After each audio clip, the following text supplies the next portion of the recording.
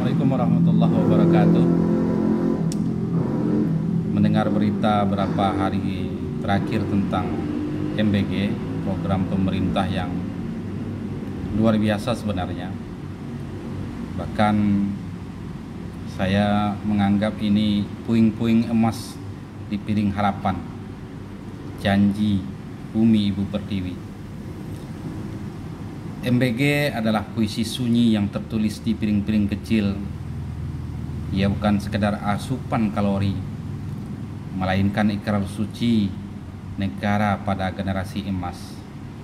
Gizi sebagai pondasi, akar pertumbuhan. Anak-anak adalah pohon-pohon masa depan.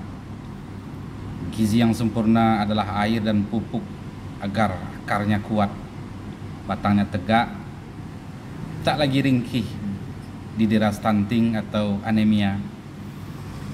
Ini adalah investasi yang paling hierarki, yang melampaui politik dan batas waktu. Harmoni ekonomi lokal. Program ini mesti adalah cinta segitiga yang indah. Pemerintah, anak-anak dan UMKM lokal dengan menggunakan bahan-bahan sehat dari desa, beras yang segar dari petani, sayur-sayur dari kebun tetangga, dan ikan dari nelayan pesisir, maka uang negara berputar kembali ke bumi Pertiwi. Ini bukan hanya memberi makan, tetapi juga menghidupkan dapur-dapur kecil di pelosok negeri. Kesetaraan rasa di hadapan sepiring makanan yang gratis, semua anak-anak adalah sama. Tak ada lagi jurang pemisah antara si kaya dan si miskin. Ini adalah pelajaran pertama tentang keadilan sosial yang termaktub dalam menu harian mereka. Sepiring nasi dan lauk bukan hanya mengisi perut yang lapar, tetapi memahat mimpi, menumbuhkan nalar, menjahit kesetaraan yang pudar. Ia adalah getar harapan dari tangan ibu yang memasak di desa terpencil, menjadi denyut nadi yang mengalirkan rezeki ke setiap warung kecil. Ini harapan yang sesungguhnya ditunggu dari salah satu program ini. Namun realita ketika niat suci berbentur tanah keras, namun realitas seringkali menjadi sajak patah yang menusuk. Di antara niat yang menjulang, muncul bisikan yang menodai, di mana harapan bertemu dengan bayang-bayang kegagalan, bayangan proyek dan racun gizi. Ini adalah tragedi terbesar. Gizi yang seharusnya menjadi obat malah menjelma racun. Penyakit proyek, kata proyek kerap menjadi sinonim bagi inefisiensi dan korupsi. Ketika gizi dikerjakan dengan mental proyek, fokus pada kuantitas bukan kualitas, yang dikejar hanyalah untung bukan kesehatan, maka yang terjadi hanyalah pengurangan takaran, pergantian bahan baku dengan yang murah, dan kalau murah sudah pasti dipertanyakan tentang higienisnya, atau bukan makanan basi yang sampai ke tangan anak-anak. Mengapa nasi menjadi dingin dan ikan berbau semalam? Mengapa sayur layu seolah hati nurani ikut meredup? Sebab di balik tender yang tergesa-gesa ada tangan yang menggenggam laba, menukar kesehatan anak-anak dengan yang receh, yang tak seberapa. Proses non-profesional, tantangan logistik di Indonesia dari Sabang sampai Merauke adalah ujian sejati.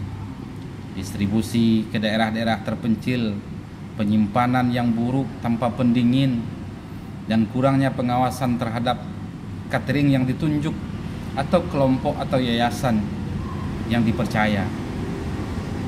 Ini adalah cermin dari proses yang tidak profesional, ketiadaan mekanisme monitoring dan evaluasi yang ketat dan transparan membuka celah bagi penyimpangan. Dilema harga murah dan kualitas layak. Pertanyaan besarnya, Apakah mungkin makanan bergizi tinggi disajikan dengan harga yang sangat murah? Ini perlu kita evaluasi.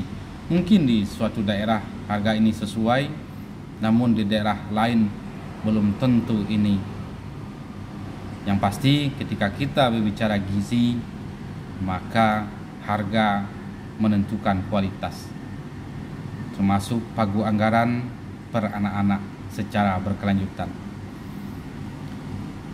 Seolah jebakan anggaran, jika anggaran proporsi selalu ketat, penyediaan makanan di hadapan pada dua pilihan sulit, mengorbankan kualitas, memilih bahan baku termurah dan kurang gizi, atau menanggung kerugian.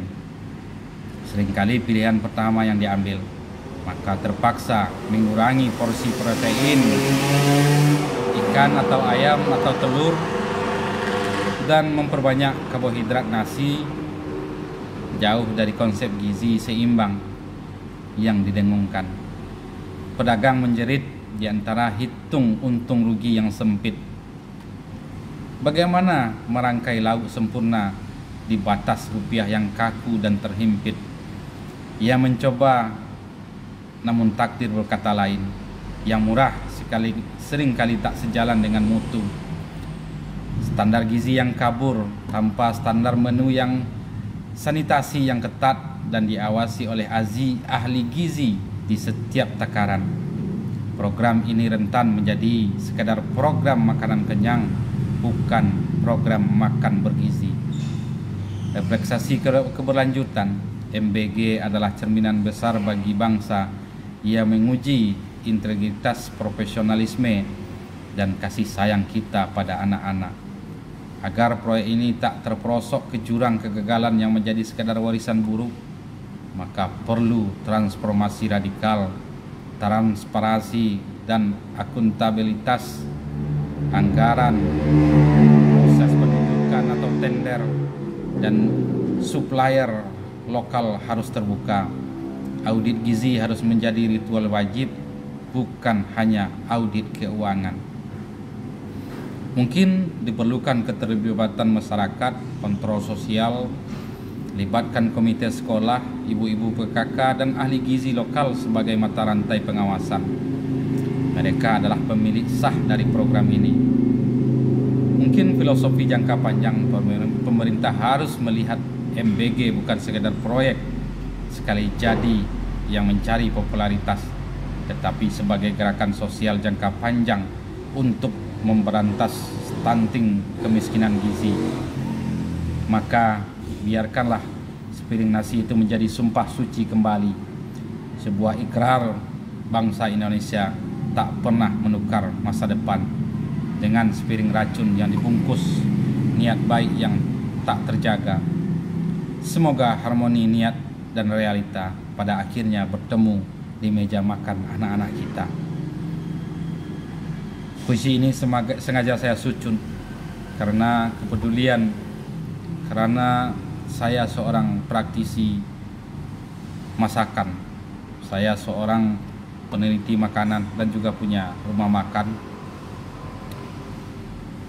Soal masakan, soal hidangan, saya sangat berhati-hati karena ini berhubungan dengan jiwa, berhubungan dengan kesehatan manusia. Maka program ini perlu kita evaluasi kembali, lakukan kajian secara komprehensif dan mendalam sehingga program ini sesuai dengan janji yang kita inginkan, harapan yang sama-sama kita harapkan. Program pemerintah menjadi program unggulan untuk memberi gizi anak-anak sekaligus menggerakkan ekonomi masyarakat dan bangsa Indonesia. Assalamualaikum warahmatullahi wabarakatuh.